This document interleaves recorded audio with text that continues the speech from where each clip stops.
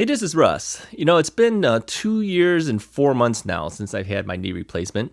And I have heard from people in comments and privately saying thank you for making the videos because they feel like they're all alone until they find the Russ is Right channel.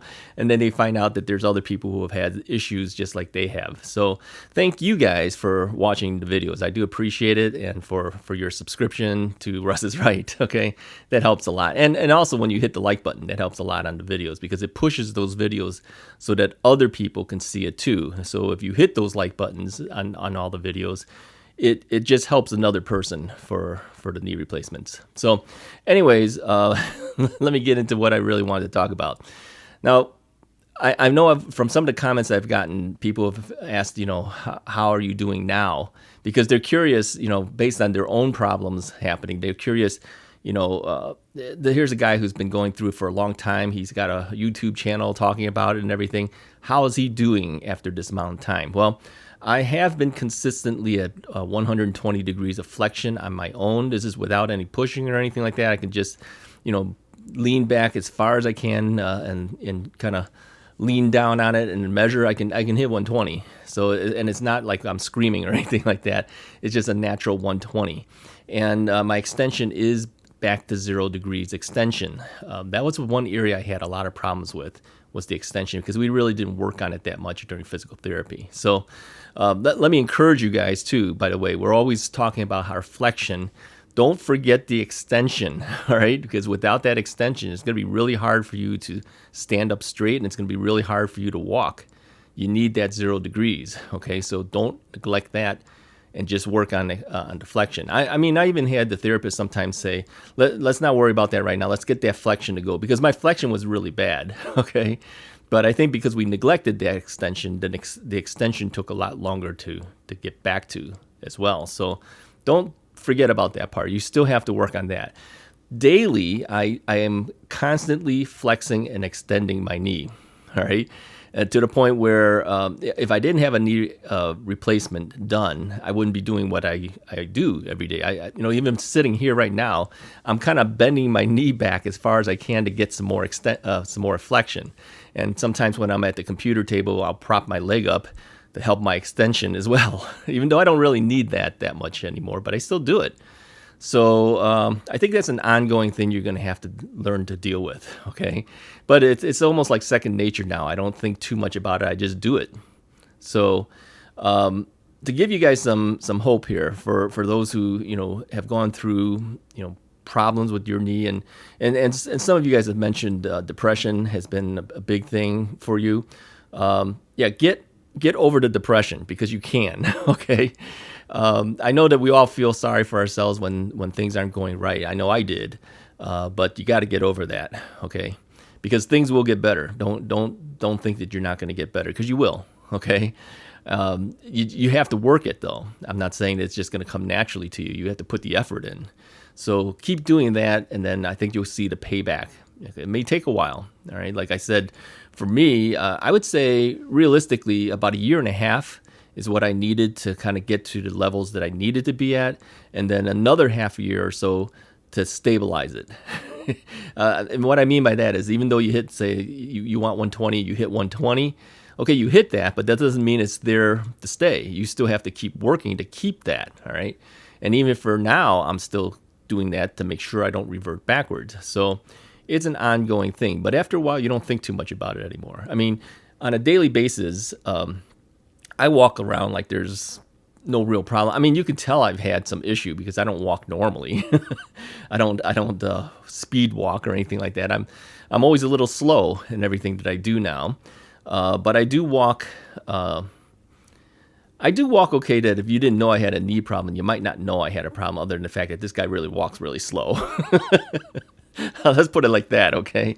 So whereas before I might be able to move around a lot quicker, I don't do that anymore, okay?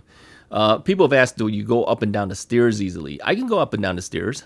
Yeah, I do use my cane. I've mentioned that before, okay? And I only do it because of stability.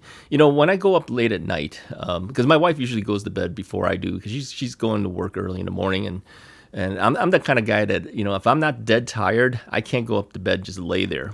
I have to be so tired that the minute I go to bed, I'm out. Okay. So a lot of times I'm up late. That's why sometimes you'll see that I'll respond to comments even at like 11:30, 12 midnight because I'm still up. Okay. So when I go upstairs, I turn off all the lights in our living room and everything. So I'm going upstairs in the dark.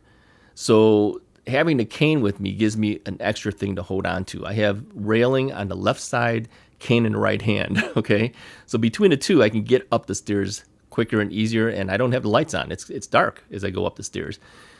And going down the stairs, I use the cane too, because it just gives me another thing to hold on to going down. But if I didn't have the cane, can I go up and down the stairs? And the answer is yeah, I can. If I'm going someplace, I don't bring the cane with me anymore. It stays at home. So if I go someplace and maybe there's public stairs I have to go up and down, I go up and down the stairs. So it's not like I can't do it. I just prefer to have the cane with me to move quicker and more stable when I go up and down my house in my own stairs, going up to the bedrooms. Okay, so in that sense, I kind of figure I might be doing that for quite a while. I don't know how long it'll be before I finally say I don't need it anymore, but as a safety measure, I keep using it. Okay. Maybe you might say then keep the lights on before you go up and then turn off the lights. I could do that too, but I don't. I usually turn off the lights and then I go up. So that's something I just got used to. Okay. I don't even know if my wife knows I do that, but that's what I do. I'm walking up the stairs in pitch black darkness. So anyways, how about the rest of the times? Well, I would say I'm fairly normal at this point. I do feel it every now and then. I mean, okay, for instance, this yesterday and today we had snow. Okay, we haven't had that much snow overall. I shouldn't say that because now we'll get a bunch of snow. But yeah, I had to use a snowblower again, and that was no problem. Okay, I didn't even think twice about it. Had it been a year or two before, I would have said, "Oh, I really don't want to go. Oh, it's kind of scary going out, and now I have to hold on to this thing." I don't even think about it anymore. I just do it. Okay. But one thing I did think about is if the if the snowplow for the street leaves a whole bunch of heavy wet snow in front of our driveway, then I have to shovel that. And the last time I did that, it kind of strained my left knee a little bit because I kind of leaned forward on my left leg while I'm shoveling. And I know now not to do that. So after doing it today, I'm pretty good. Well, okay. Well, we'll see, because I think it took like overnight before it started to really kind of feel it really bad. But I didn't have that much to do today, so I think I'll be okay. So those are the type of things that I still have issues with that I have to still watch out for. It's always on your mind that you need to kind of baby it a little bit, but as long as you're careful, that's fine. Now, people have asked me too, you ride the e-bike, why don't you go on some of the trails and stuff? You're only going on the paved areas. I'm not going to do that. Okay. Don't even ask me, because I'm not going to do it, because, our knees, they cost several $1,000s to put in. Okay. Maybe your insurance paid for it, but somebody paid thousands, tens of thousands of dollars for that knee. I'm not going to risk that. Okay. So I'm just happy I'm able to even go on the e-bike and go on the bike paths. All right. So, yeah, I do take it serious. I don't take risks and things that I don't unnecessary risks that you can avoid certain things. I'm going to avoid that type of stuff. All right. So my life is not back to normal like regular people would be, but it's a lot better than it was 2 years ago. 2 years ago, I was still suffering and I was screaming at PT every single day. I had like 80 physical therapy sessions. So yeah, it was a daily scream. Yeah, I didn't enjoy the idea of having to go there, but I knew I had to go there. And then when I was there, I was always laughing. That was my coping mechanism. Find a coping mechanism for yourself, and maybe it'll be better for you. Anyways, I just wanted to give you this update and tell you guys thank you for watching the videos, and continue to do so. I'll do as many knee videos as I can, as long as I don't, if my knee still has issues, we'll talk about it, okay? And hopefully the things that I talk about help you too. Anyways, if you like this video, go ahead and hit the like button, hit the subscribe button, and I'll talk to you guys next time.